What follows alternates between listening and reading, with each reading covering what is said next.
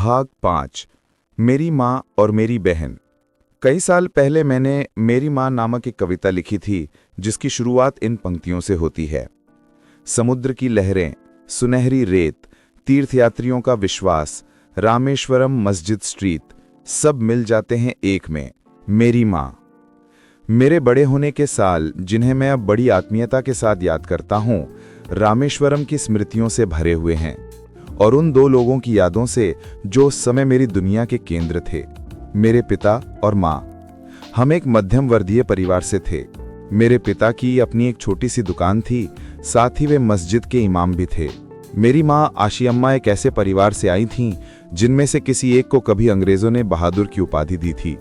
मेरी माँ एक कोमल, जमीन से जुड़ी धार्मिक महिला थीं। वे मेरे पिता की तरह एक श्रद्धालु मुस्लिम थीं और जब मैं उन्हें याद करता हूं तो उनकी पांचों वक्त की नमाज पढ़ते समय की छवि आंखों के सामने आ जाती है। झुककर प्रार्थना करते हुए उनके चेहरे पर गहरी भक्ति और शांति झलकती हुई। उनका अधिकतर समय और ऊर्जा बड़े परिवार की देखभाल में लगती थी। हमारे परिवार में मेरे भाई बहन और मैं थे, साथ ही हमारे रिश्तेदार जैसे दादा दादी और चाचा भी हमारे साथ ही घर में रहते थे। इतने सारे लोगों का भरण पोषण करना हमेशा कठिन रहता था।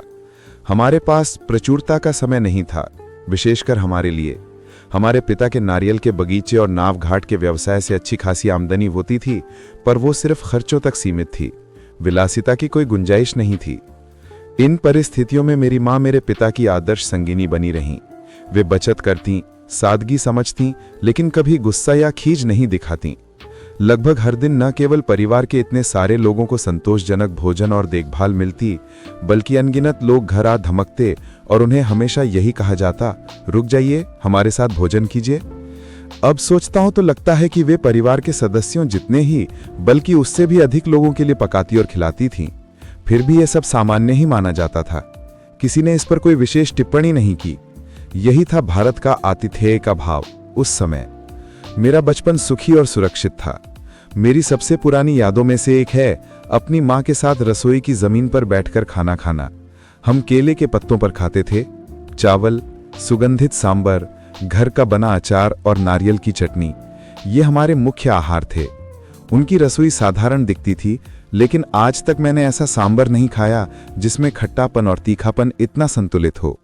भोजन से जुड़ा एक और किस्सा मुझे याद आता है। द्वितीय विश्व युद्ध के दौरान खाने का राशन मिलता था और लगभग हर चीज की कमी थी। मेरी माँ और दादी ने उन दिनों को बहुत कठिनाई से पार किया। सामग्री को जितना संभव हो उतना खींचतीं, जरा सा भी अपव्यय नहीं करतीं। कई बार अपनी थाली का हिस्सा घटा देतीं ताकि बच्चों को भरपेट मिले। एक दिन मेरी माँ ने चावल के बजाय रोटियां बनाई थीं। मैं जमीन पर अपनी जगह पर बैठा और बड़े चाव से खाने लगा। वे एक एक करके ताजी रोटियां बेलती जातीं और मुझे खिलाती जातीं। रोटियां आती गईं और मैं खाता गया। आखिरकार जब मेरा पेट भर गया तो मैंने अपना केले का पत्ता उठाया और धोने चला गया। उसी रात मेरे बड़े भाई ने मुझे पहली बार डांटा, तुम इतने अंधे कैसे हो सकते हो अब्दुल। शुरू में मुझे समझ नहीं आया कि क्यों डांटा जा रहा है। मैं उन्हें देखकर चुपचाप खड़ा रहा। फिर वे नरम पड़े और समझाने लगे, क्या तुमने ध्यान नहीं दिया कि हमारे पास बस इतना ही है कि हम सबको 2-3 रोटियां ही मिले। अम्मा कभी तुम्हें मना नहीं करेगी, लेकिन क्योंकि तुम खाते रहे वे खिलाती रहीं और आज रात वे भूखी सो जाएंगी क्योंकि उनके लिए कुछ नहीं बचा। उस पल मुझे गहरा दुख और शर्मिंदगी हुई। मेरी प्यारी माँ, जो दिखने में दुबली पतली थी लेकिन सबसे मजबूत महिला थीं, उन्होंने बिना सोचे समझे अपना हिस्सा मुझे खिला दिया। मेरा दिल टूट गया। मैं चुप चुप के रोया और कई दिन तक उनसे आंख नहीं मिला पाया। वो मेरे लिए एक जीवन भर का सबक था, अपने आसपास के लोगों की जरूरतों का ख्याल रखना। उसके बाद मैंने कभी खाना नहीं खाया जब तक ये सुनिश्चित ना कर लूं कि सबके लिए, खासकर मेरी माँ और दादी के लिए पर्याप्त है। मैं जिंदगी में काफी जल्दी घर से निकल गया क्योंकि मुझे आगे पढ़ाई बड़े शहर में करनी थी। नतीजतन मैं अपनी माँ का छोटा बच्चा ज्यादा दिनों तक नहीं रह सका, लेकिन उनका उदार और देखभाल करने वाला स्वभाव हमेशा मेरे दिल में रहा। फिर वही युद्ध के दिन थे जब मैं 8 साल का था। मैंने अखबार बांटने का काम किया।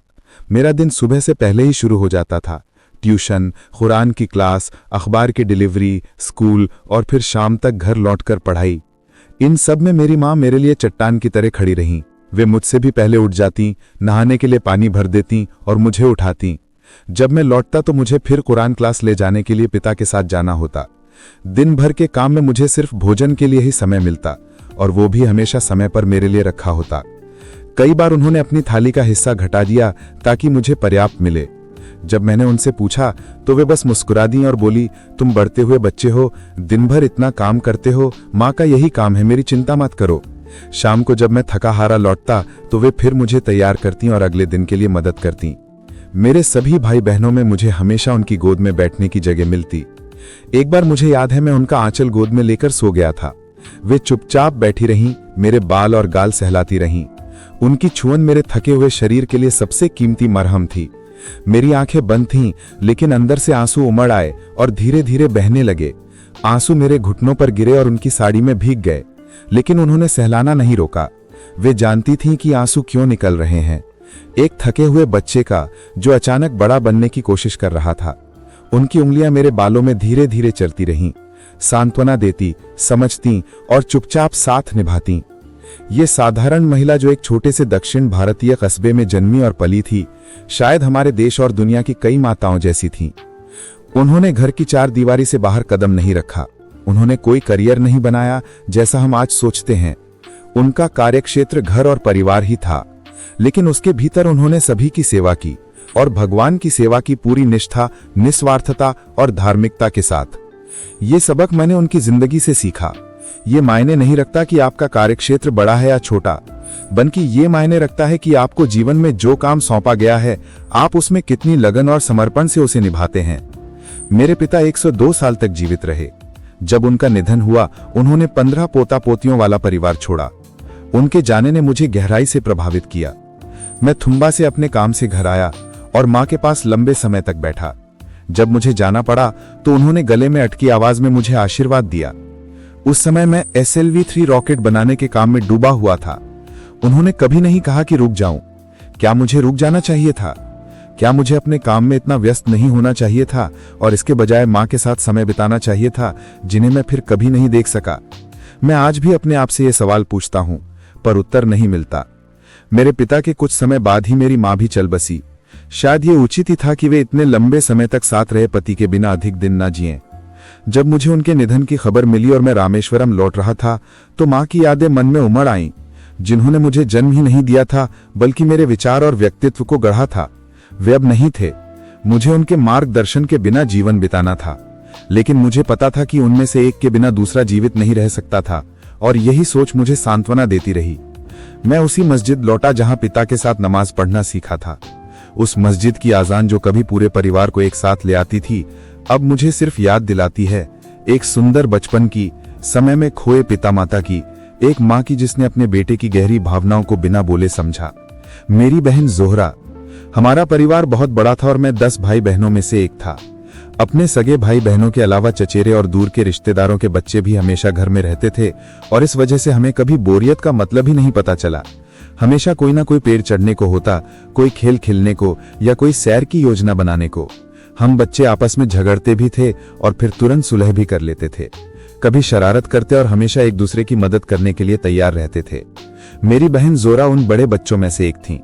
उनका जीवन भी परिस्थितियों के अनुसार वैसा ही रहा जैसा कई लड़कियों का होता है। वे स्कूल जाती और पढ़ाई करती, लेकिन उनसे यह भी उम्मीद की जाती थी कि घर के कामों में जितना हो सके उतना हाथ बटाएं। दरअसल वे शायद मेरी माँ की सबसे करीबी साथी थीं। माँ बेटी का रिश्ता धीरे धीरे दोस्ती में बदल गया था, जब वे दोनों मिलकर घर के काम करती, खाना पकाना, सफाई, छोटे बच्चों की देखभाल, उनके छिले घुटने और बहती नाक का ध्यान रखना। मेरी माँ की तरह उनका भी मेरे प्रति विशेष लगाव था, शायद इसलिए क्योंकि मैं तब से ही कुछ स्वप्नदर्शी सा था। मैं अपने साथियों जितना चंचल नहीं था।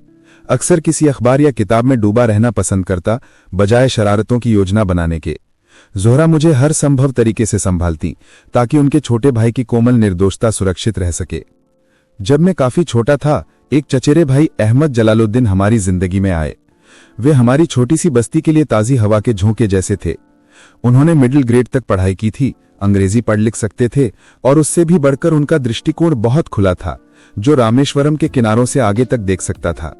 वे पास ही रहते और जल्दी ही परिवार का हिस्सा बन गए। जलालुद्दीन को मुझसे खास लगाव हो गया। वे मेरी जिज्ञासाओं को महत्व देते और मेरे सवालों के जवाब खोजने की कोशिश करते। मैं हमेशा सवालों से भरा रहता। पंछी क्यों उड़ते हैं, बारिश कैसे होती है, रेल इंजन कैसे चलते हैं, और भी बहुत कुछ। जलालुद्दीन समझ गए थे कि मैं जल्दी ही रामेश्वरम के स्कूल से आगे निकल जाऊंगा। उन्होंने मेरे पिता से चर्चा की कि मुझे रामनाथपुरम भेजना चाहिए, जहां बड़ा और बेहतर स्कूल था। मेरी जिंदगी ने रास्ता पकड़ा और रामनाथपुरम से पढ़ाई पूरी करने के बाद मैंने मद्रास यानी चेन्नई जाकर इंजीनियरिंग पढ़ने का निर्णय लिया, Madras institute of technology MIT में।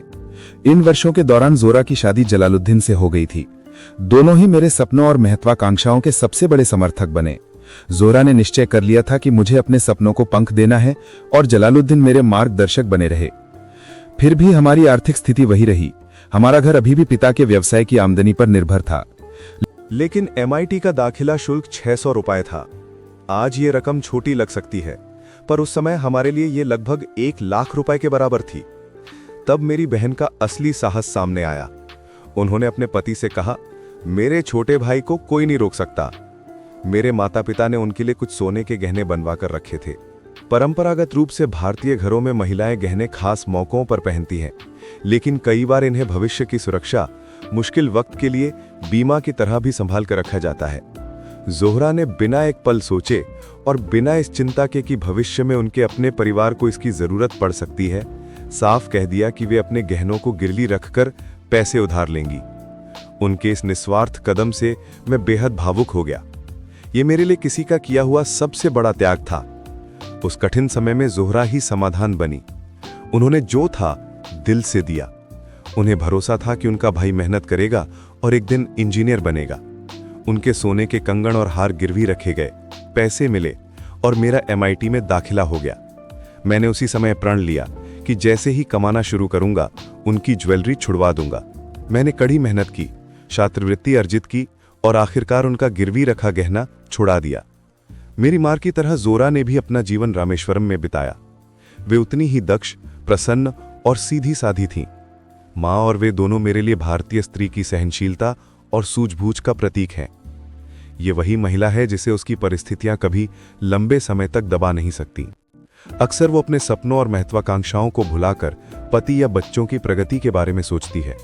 वो अपने पिता, भाई बहनों को पहले रखती है और खुद को पीछे कर देती है। मैं सोचता हूं, उसके अपने सपने कहां हैं? भाग्य, परंपरा, परिस्थितियां बार बार उसकी परीक्षा लेती हैं। उसे चिंता करनी पड़ती है, समझौता करना पड़ता है, बचत करनी पड़ती है और नई नई तरकीबें निकालनी पड़ती हैं। फिर भी वो हमेशा अपने परिवार और प्रियजनों को हर संकट से निकाल ले जाती है और ऐसा प्रेम दिखाती है कि वो आपके दिल को डुबो देता है। अगर आपको ये ऑडियो बुक अच्छी लगी तो नेक्स्ट पार्ट के लिए चैनल को सब्सक्राइब कीजिए। मैं बहुत ही जल्दी इसका 6th भाग डालूंगा।